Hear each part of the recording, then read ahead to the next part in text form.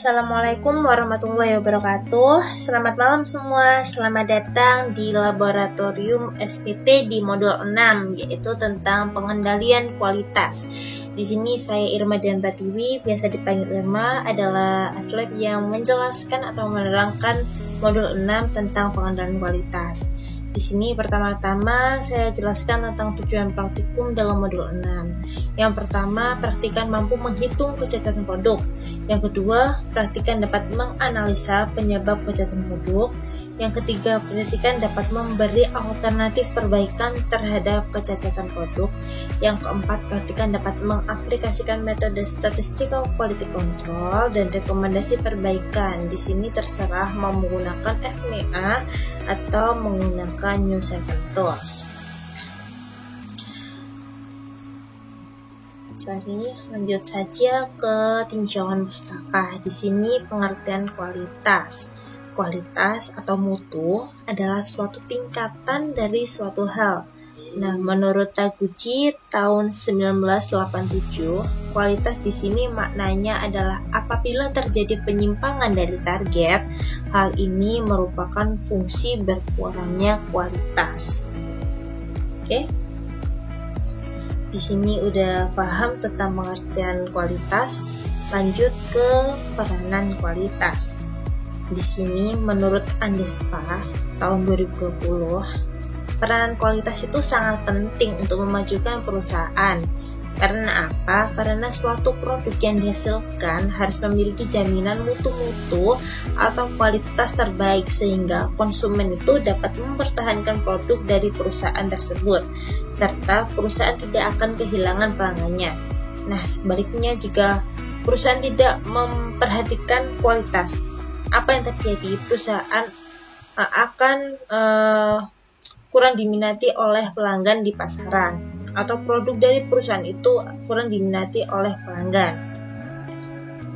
Lanjut saja, di sini ada pengendalian kualitas. Pengendalian kualitas itu apa sih? Nah, di sini pengendalian kualitas adalah suatu teknik untuk mendesain produk, memproduksi, mengembangkan, memberikan layanan produk yang bermutu, yang paling ekonomis, bermanfaat bagi semua orang, serta dengan adanya produk tersebut dapat memuaskan pelanggannya. Lanjut ke metode statistical quality control. Nah, di sini statistical quality control adalah suatu teknik penyelesaian masalah dengan cara mengecek, mengendalikan, mengawasi, menganalisis, mengelola, serta memperbaiki produk maupun proses menggunakan metode statistika. Nah, ini perlu ditekankan ya, dengan metode statistika. Oke, dari sini paham. Nah, di metode statistical quality control ini ada 7 tools. Nah, di sini yang pertama ada lembar cek atau kalian bisa sebut dengan check sheet. Nah, check sheet itu apa sih? Nah, alat yang dirancang untuk mempermudah proses pengumpulan data. Oke, lanjut kedua ada histogram. Di sini histogram itu merupakan suatu metode statistik dalam mengatur data sehingga dapat dianalisa dan diketahui distribusinya. Lanjut, yang ketiga ada diagram Pareto, adalah grafik batang khusus yang biasa digunakan sebagai alat interpretasi dalam penentuan frekuensi atau tingkat kepentingan relatif dari berbagai persoalan atau sebab akibat. Lanjut yang keempat ada proses diagram. Di sini biasa disebut dengan diagram alir atau diagram yang menyajikan sebuah proses atau sistem dengan menggunakan garis dan kotak yang saling berhubungan. Kemudian di sini ada scatter diagram, menunjukkan hubungan antara dua pengukuran. Di sini di scatter diagram itu ada dua variabel, yaitu variabel X dan variabel Y. Nah, di sini adanya hubungan variabel X dan Y merupakan suatu pola atau korelasi positif. Lanjut saja ke control chart. Nah, di control chart ini kalian bisa menemukan rumus centerline atau garis tengah, yaitu dengan rumus bagaimana berikut. CL sama dengan P bar sama dengan sigma NP per sigma N. Terus ada rumus batas kendali atas atau UCL. Di sini P bar plus 3 akar P bar dalam kurung 1 min P per N bar. Di sini ada lagi rumus batas kendali bawah, yaitu P bar min 3 akar P bar dalam kurung 1 min P bar per N. Kemudian di sini ada diagram sebab akibat, adalah suatu alat formal yang seringkali disebut diagram tulang ikan yang berguna dalam menghilangkan kemungkinan penyebab.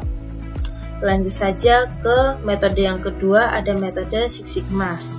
Di sini Six Sigma adalah suatu besaran yang dapat kita terjemahkan sebagai suatu proses pengukuran dengan menggunakan tools-tools statistik dan teknik untuk mengurangi kecacatan produk.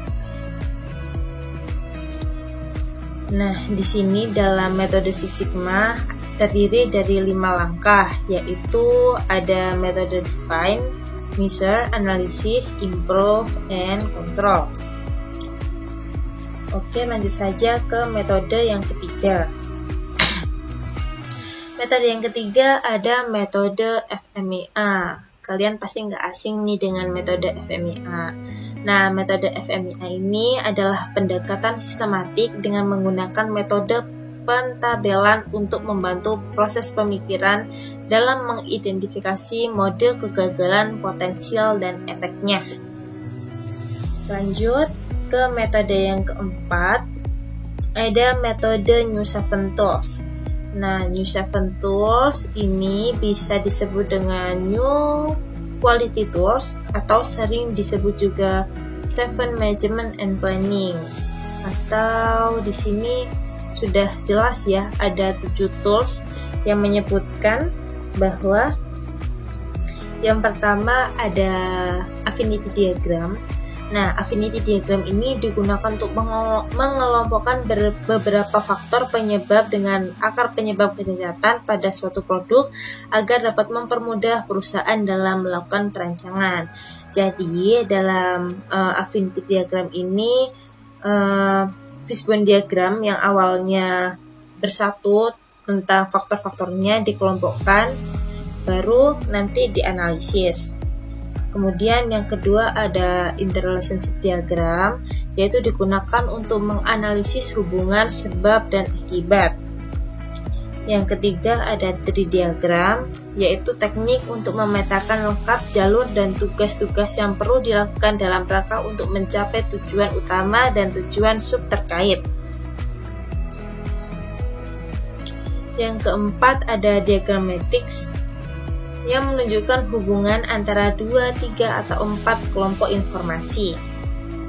Yang kelima ada analisis matrix diagram, yaitu diagram analisis data numerik berbentuk matriks yang menghasilkan komponen utama pengganti variabel yang berpengaruh pada suatu masalah. Yang keenam ada activity network diagram. Nah, diagram ini digunakan untuk merencanakan atau menjadwalkan proyek. Yang ketujuh ada PDBC, yaitu merupakan alat yang berguna untuk membantu menentukan proses yang digunakan untuk mendapatkan hasil yang diinginkan. Oke, di sini ada bahan dan alat. Yang pertama adalah produk. Produknya apa? Meja lipat basic sama meja lipat advance. Yang kedua ada alat tulis, kemudian lembar pengamatan sama lembar kecacatan. Di sini pelaksanaan praktikum.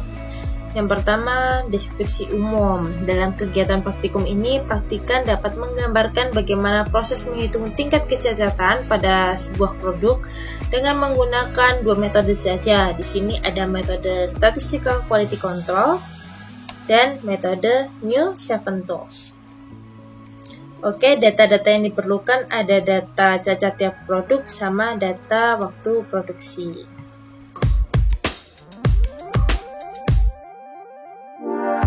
Oke, di sini langsung saja pada pegangan Lapres modul 6. Di sini seperti biasa merge-nya 4333 pada kertas A4, TNR-nya 12, kecuali judul bab pada bab ini atau modul ini TNR 14 volt seperti biasa. Untuk tabelnya 11. Kemudian spasinya 2, untuk spasinya 1, before afternya 0. Di sini pada 1-1 latar belakang minimal 1 halaman diisi dengan pengertian modul secara umum pada paragraf 1. Pada paragraf 2 diisi dengan pengertian metode. Pada paragraf 3 diisi dengan permasalahan yang dihadapi. Langsung saja pada rumusan masalah dan tujuan praktikum. Di sini terserah kalian pakai 2 atau 3 rumusan masalah. Yang penting jumlah poin tujuan harus sama dengan jumlah poin di rumusan masalah. Langsung pada batasan masalah, di sini pakai 3. Kalian isi sendiri. Asumsi-asumsinya juga minimal 3. Di sini sistematika penulisannya juga sama seperti biasanya.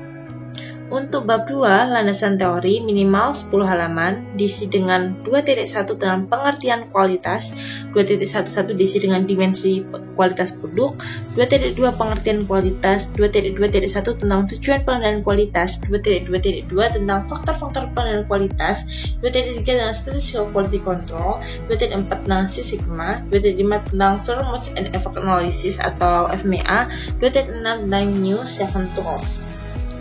Di sini materi dari jurnal minimal 4 jurnal 5 tahun ke belakang plus 1-2 buku tentang modul 6, tidak boleh mengambil dari internet.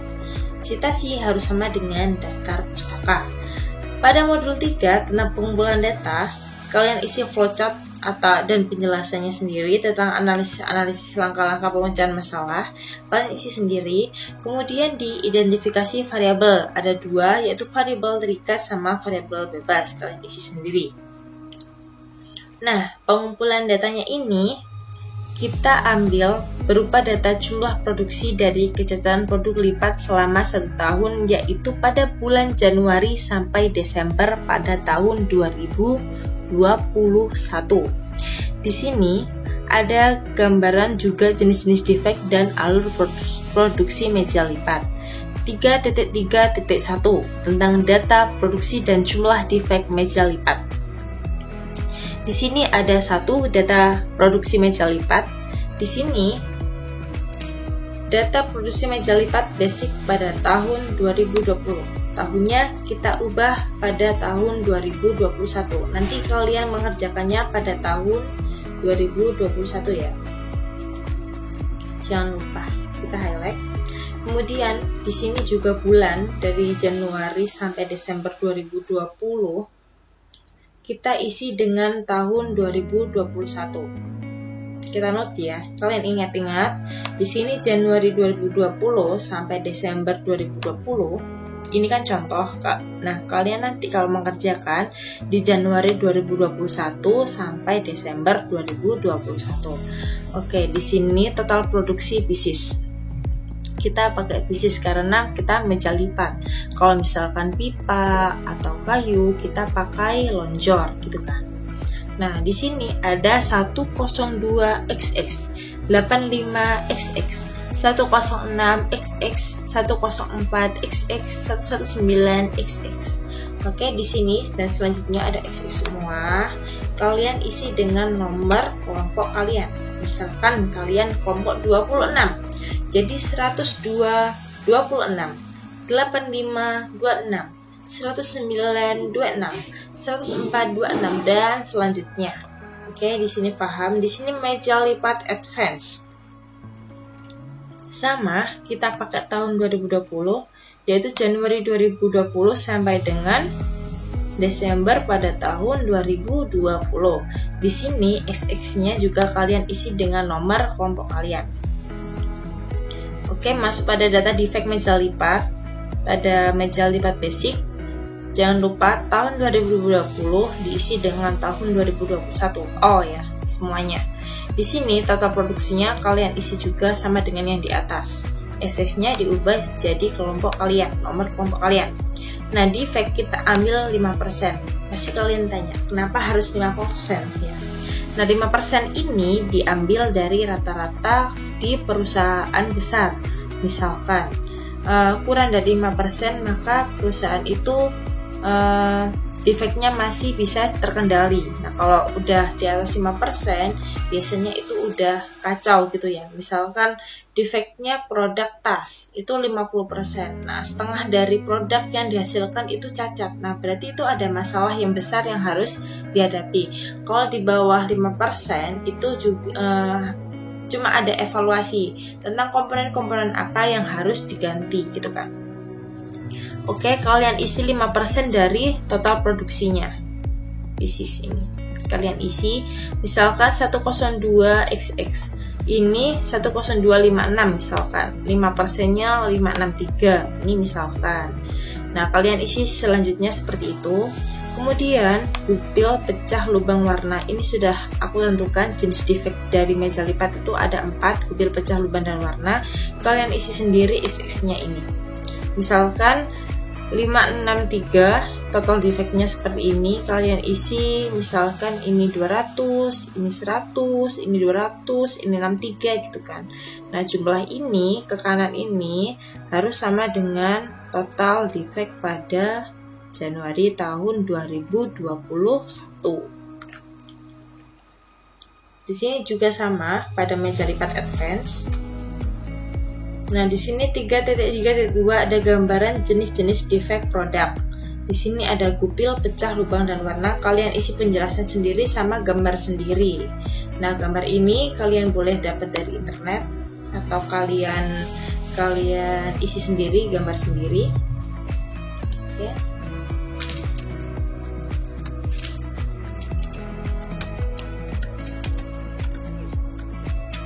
Nah, lalu ada alur proses produksi meja lipat. Nah, di sini ada dua alur proses produksi meja lipat basic sama meja lipat advance. Di sini misalkan ada 4 proses produksi. Nah, di sini pertama menyiapkan semua peralatan dan bahan, terus kemudian mengukur. Yang kedua ada mengukur. Yang ketiga ada membuat pola. Yang kelima ada menggabungkan, yang keenam ada penyimpanan gitu kan misalkan. Nah, di sini juga meja lipat advance sama seperti itu. Oke, lanjut ke bab 4 pengolahan data. Yang pertama ada check sheet. Nah, check sheet ini harus sama dengan yang ini. Oke, kalian kopas aja boleh. Dan kopas aja kan isinya sama. Dan kopas saja. Kemudian di sini ada meja lipat advance, juga kalian kopas dari atas. Kemudian di sini ada histogram. Nah, ada jumlah defect. Nah, ini misalkan jumlah defectnya 1815 dicatat gupil. Diambil dari sini. Ini misalkan. Nah, total defect dari cacat gupil, cacat pecah, lubang, warna. Di sini kalian total ada berapa jumlah cacatnya. Nah, kemudian di sini ada histogram defect meja lipat basic. Kalian isi di sini harus ada kata seperti ini, defect lubang atau defect pecah. Di sini ada angkanya berapa gitu. Misalkan pada cacat gupil di sini ada tulisan defect gupil dengan angka atau jumlah 1815. Ini misalkan ya teman-teman. Ini misalkan. Kemudian di sini juga meja lipat advance sama seperti di atas. Jumlah defectnya berapa, kalian buat histogramnya. Kemudian diagram Pareto ini jumlahnya atau cara menghitungnya jumlah defect dibagi dengan total defect dikali 100%. Semuanya seperti itu. Di sini ada misalkan jumlah defectnya berapa, di sini diambil dari sini.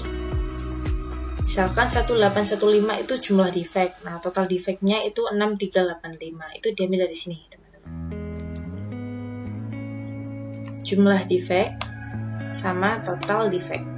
Ini dibagi jumlah defect dibagi dengan total defect dikali 100%. Gitu. Oke. Nanti di sini kalian isi misalkan ini nah, jumlah defectnya dapat angka segini gitu. Nah, persentase defect gini misalkan persentase defectnya 20%. Di sini kumulatifnya 20%. Misalkan di sini persentase defectnya 30%. Berarti di sini A plus B. Jadi 30 plus 20 di sini dengan 50. Nah, terakhirnya harus dengan 100%. Oke. Angka ini misalkan ya teman-teman, perlu diingat angka yang di atas ini itu misalkan. Kita lanjut ke proses diagram. Nah, ini proses diagram ini kalian bisa dikopas atau bisa mengkopas dengan yang ini. Ya. Cuma bedanya di sini harus kalian analisis. Paham ya? Kita di sini paham lah, tinggal kopas-kopas kan? Mudah. Oke, di sini tinggal dikopas dan kalian analisis. Lalu di sini ada scatter diagram pencar. Kalian kasih tahu diagram pencar. Kalian isi variabel x sama variabel y-nya. Kalian isi sendiri di sini satu komponen atau scatter diagram meja lipat mempunyai 4 scatter diagram, yaitu cacat kupil, letak, lubang, dan warna. Kalian isi sendiri. Sama dengan meja lipat advance, kalian isi sendiri scatter diagramnya. Kemudian di sini ada control chart. Nah, kalian jelasin control chart itu seperti apa. Di sini ada menghitung proporsi kecacatan produk. Ada P1 yaitu meja lipat basic pada bulan Januari. Kalau P2 meja lipat basic pada bulan Februari. Ini rumusnya kalian isi sendiri, nanti jumlahnya berapa. Nanti untuk center lainnya P bar sama dengan sigma NP per sigma N. Untuk UCL-nya ada UCL 1 sama UCL 2 pada bulan Januari sama Februari. Rumusnya seperti ini. Seperti biasanya P bar plus 3 akar P bar 1 min P bar per N, gitu kan, sama seperti biasanya. Kemudian untuk LCL juga sama, ada bulan Januari sama Februari. Nah, nanti ini kalian isi sendiri, misalkan defect kupilnya berapa. Pada subgrup ini mewakili bulan ya. Bulan 1 itu Januari sampai 12 itu Desember. Kalian isi sendiri. Jumlah produksinya pieces kalian isi sendiri. P-nya berapa, P-nya berapa, UCL-nya berapa, sama LCL-nya berapa. Nanti kalian buat peta kontrolnya. Ini di sini ada juga 4. Ada meja lipat basic, lubang, pecah, warna, sama pecah, lubang, warna, sama kupil. Di meja lipat advance sama seperti yang di atas. Kita langsung ke fishbone diagram. Nah, fishbone diagram ini kalian langsung ke 4 fishbone diagram. Jadi meja lipat advance sama meja lipat basicnya dijadikan satu. Nah, defect kupil. Nah, di sini ada fishbone diagram defect kupil. Lanjutannya pakai fishbone diagram defect kupil pada meja lipat, gitu aja. Nah, kalian buat sendiri fishbone diagramnya seperti apa. Biasanya faktor-faktornya apa saja, manusia, metode, terus lingkungan, mungkin juga material, atau mungkin juga mesin. Kalian analisis sendiri. Pokoknya nggak boleh sama antar kelompok. Oke, perlu diingat, nggak boleh sama antar kelompok. Jadi harus berbeda. Di sini juga ada 4 ya, berarti kupil, pecah, lubang, sama warna. Oke, ini harusnya ke bawah ya. Oke, di sini ada metode New 7 Tools. Oke, di sini ada metode, masuk ke metode New 7 Tools. Di sini ada affinity diagram. Nah, di affinity diagram ini ada tabelnya kan. Ada tabel permasalahan yang mengakibatkan meja lipat itu kupil. Misalkan di atas tadi itu fishbone diagram mengarah pada hanya 2 faktor. Misalkan pada faktor manusia sama faktor material. Di sini kalian isi harus sama dengan fishbone diagram pada meja lipat kupil, defect meja lipat kupil. Di sini yang pertama, penyebab defeknya ada operator lalai dalam memilih bahan baku. Yang kedua, material kayu tidak sesuai dengan standar. Mungkin kayunya jelek atau gimana gitu ya. Nah, di sini kalian kelompokkan pada 2 kolom, pada 2 kotak ini. Kalian bisa penyebab manusia atau operatornya. Kemudian di sini ada penyebab dari materialnya. Ini harus sama sekali lagi dengan fishbone diagram. Ini ada 4 ya fishbone diagramnya, berarti ada retak, lubang, sama warna. Ini retak objek dihapus saja, diganti pecah itu aja. Kemudian di sini ada interrelationship diagram. Nah, interrelationship diagram ini diambil dari semua komponen yang ada pada fishbone diagram. Misalkan di sini fishbone ini diambil kotak-kotak ini dari penyebab terjadinya defect pada 4 fishbone diagram. Jadi misalkan 4 fishbone diagram di atas itu ada 8 penyebab ya. Ada tidak diterapkannya SOP, ada bahan baku warna kosong, kemudian ada operator salah dan menekan bahan warna, ada operator tidak mengecek bahan baku, dan lain-lain. Nah, ini dihubungkan. Nah, operator lalai menyebabkan tidak diterapkannya SOP. Operator lalai menyebabkan bahan baku warna. Jadi ini dihubungkan satu dengan yang lain, hubungannya apa gitu kan pada fishbone diagram yang di atas ini harus sama, jumlahnya juga harus sama. Kemudian kalian analisis untuk interrelationship diagramnya. Kemudian di tree diagram. Tree diagram ini berisikan tentang misalkan gini. Misalkan yang kolom pertama di sini penyebab defect pada meja lipat basic dan advance gitu.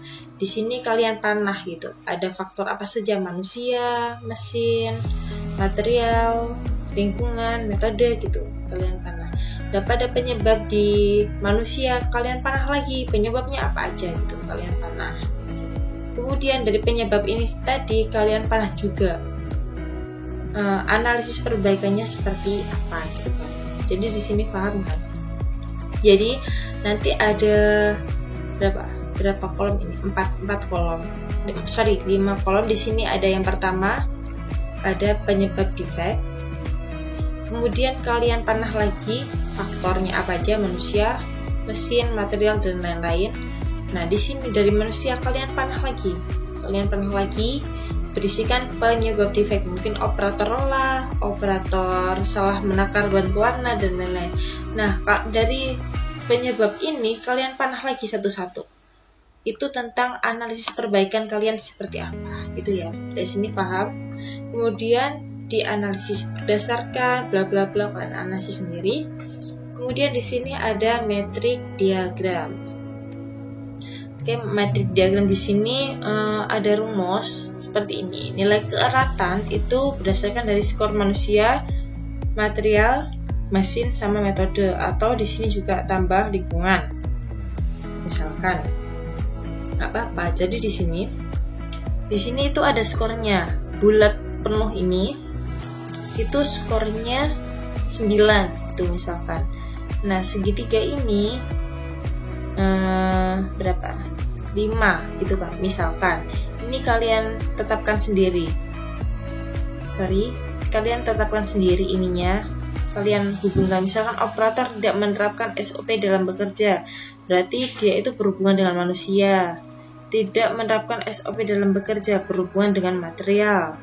Mungkin dalam SOP dalam bekerja kurang berhubungan dengan mesin, dan tidak menerapkan SOP dalam bekerja ini berhubungan dengan metode. Berarti ini sangat berhubungan, kurang berhubungan, dan berhubungan. Jadi 9 ini bulat penuh, 9 ini juga bulat penuh, kemudian 2 ini segitiga, 5 ini bulat putih. Jadi totalnya 25. Itu misalkan bulat penuh, segitiga sama bulat putih, totalnya 25. Oke. Lanjut, ini juga sama. Kemudian masuk pada activity network diagram. Nah, activity network diagram ini kalian isi sama dengan proses produksinya. Pertama, misalkan pemilihan bahan baku itu dengan kode kegiatan A. Kegiatan sebelumnya berarti tidak ada. Kemudian durasinya misalkan 15 menit ya. Udah oke. Di sini durasinya 15 menit. Pengukuran, ini pengukuran. Misalkan ini kode kegiatannya B, maka kegiatan sebelumnya adalah A dengan durasi 5 menit. Misalkan ini. Nah, kemudian XXX ini kalian isi sendiri. Atau seperti apa nanti proses produksinya harus sama ya. Jadi urutan ini harus sama dengan alur proses produksi yang di atas tadi. Nah, kemudian kalian gambar seperti ini. Nah, di sini 15, 20, 30, 40 ini merupakan penjumlahan. Misalkan ini pada kode A, kode kegiatan A, kode kegiatan B, C, D. Nah, ini itu waktunya 5 menit, 10 menit, jadi ditambahkan 15 plus 5, 20, 20 plus 10, 30, 30 plus 10, 40, dan seterusnya sampai pada terakhir atau proses yang terakhir. Nah, di sini nanti analisis kalian intinya berapa jumlah yang dihasilkan dalam proses produksi gitu kan, jumlah waktunya gitu kan. Di sini akan ketahuan jumlah waktu yang dihasilkan dalam satu proses produksi. Lanjut, ini ada dua, meja lipat advance sama meja lipat basic. Pasti berbeda kan jumlah proses produksinya ataupun waktu proses produksinya. Masuk pada PDPC atau Process Decision Program Chart. Di sini yang pertama seperti tadi ada faktor misalkan pada jasa gupil ada faktor dari manusia dan mesin ini misalkan, atau manusia dengan material, atau di sini ada 4 penyebab, manusia, material, mesin, lingkungan gitu misalkan. Terus kemudian di sini kalian analisis. Di sini adalah operator lalai dalam pemilihan bahan baku. Berarti di sini adalah penyebab. Nah, kenapa ada operator lalai dalam pemilihan bahan baku? Karena kualitas kayunya jelek sehingga mudah rapuh. Nah, yang di hijau ini adalah aktivitas perbaikannya. Mungkin dilakukan briefing dan arahan serta melakukan pemilihan bahan baku yang berkualitas. Kemudian di sini ada PDPC-nya ada 4 berdasarkan dari catat produknya. Oke, dan yang terakhir ada analisis diagram matriks. Nah, tahap pertama adalah pembuatan tabel kriteria keputusan untuk alternatif perbaikan. Di sini alternatif perbaikannya yang kalian pilih. Nah, ini perlu diingat, alternatif perbaikan yang dipilih adalah jumlah skor yang terbanyak dari metrik diagram. Oke. Dari sini, misalkan ini. Metrik diagram ini ada berapa kolom ke bawah itu? Misalkan 10 ya. Nah, yang angkanya paling besar, 2 angka atau 3 angka paling besar. Nah, ini kan ada 25 sama 18. Mungkin di sini ada 23, ada 26, ada 19. Nah, yang dipilih itu 2 atau 3 angka terbesar. Alternatif perbaikan. Nah, ini dipilih 2 atau 3 yang terbesar. Oke, misalkan 28, 29 sama 30 atau 28, 28, 28 gitu kan misalkan. Nah, yang angkanya kecil nggak usah dimasukkan pada kolom tersebut. Kolom yang ini nggak usah dimasukkan.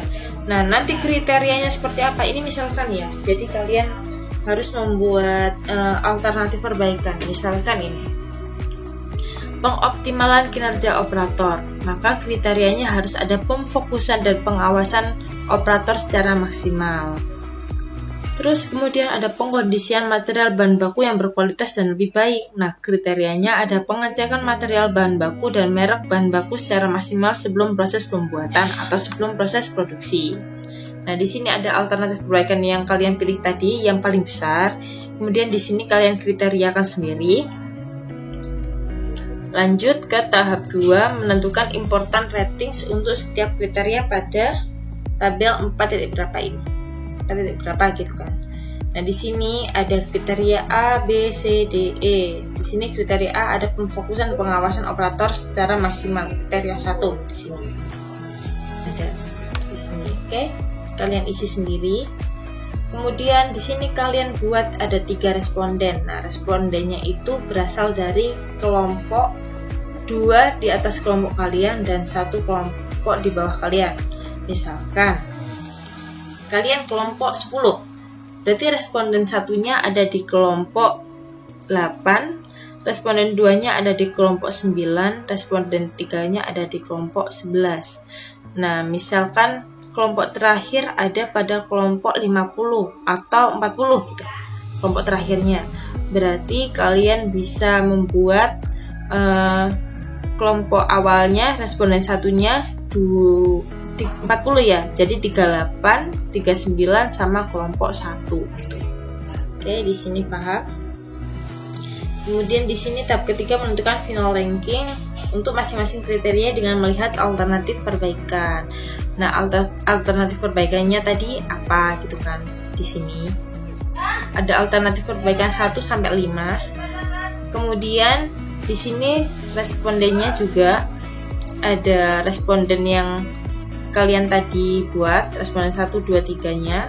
Kemudian kalian hubungkan dengan alternatif perbaikan dengan kriteria. Jadi pada kriteria 1 pemfokusan dan pengawasan operator secara maksimal, apa ada hubungannya dengan alternatif perbaikan A, B, C, D, E gitu kan. Mungkin ini nilainya gini, kita buat nilai 1 sampai 5. Nah, untuk 1 sampai 5 ini skornya berapa? Misalkan 5 plus 5 plus 1, 11. Nah, ranking ini, final kriteria ranking ini, ranking 1 itu adalah ranking yang paling jelek, misalkan ranking yang paling sedikit. Nah, ranking yang kelima adalah ranking yang jumlah skornya paling banyak. Jadi kebalik ya, kalau biasanya kalau ranking 1 adalah yang terbanyak gitu kan skornya. Nah, ini kalau ranking 1 adalah skor yang paling sedikit. Untuk kriteria 2, 3, 4 sampai 5 kan. Kalian buat sendiri. Kemudian tahap keempat ada membuat tabel combining ranking untuk memudahkan dalam proses perhitungan akhir yang direkap dari final criteria rankings. Ini kalian buat sendiri untuk kolomnya. Ini berdasarkan dari tabel yang di atas ini. Kalian masukkan satu-satu. Oke. Kemudian yang tahap kelima ada menghitung skor atau penilaian responden untuk alternatif perbaikan. Misalkan alternatif perbaikan mengoptimalkan kinerja operator. Di sini 4, 2, 5, 3, 1 dari sini. Untuk 4, 3, 2, 4, 3 dari sini. Oke, ini dikalikan. 4 dikali 4, 2 dikali 3, 5 kali 2, 3 dikali 4, 1 dikali 3, hasilnya 47. Nah, di sini kalian isi sendiri alternatif perbaikannya apa aja, skornya berapa aja. Nah, ini kalian urutkan rankingnya. Jadi, yang ranking 1 ini sekarang yang dibalik, yang paling besar. Yang misalkan di sini 47, 30, 28, terus 35, kemudian 18. Nah, ranking satunya yang 47, kalian urutkan. Ini adalah tahap terakhir kalian membuat di modul 6. Hore, selesai. Oke, di sini bab 5 ada kesimpulan dan saran. Kalian isi sendiri kesimpulannya seperti apa, sarannya seperti apa. Kemudian di sini ada daftar pustaka berisikan citasi atau jurnal. Kemudian juga ditambahkan daftar pustaka tentang perhitungan manual pada statistical quality control. Oke, cukup sekian dari saya. Kurang lebihnya mohon maaf dan selamat mengerjakan.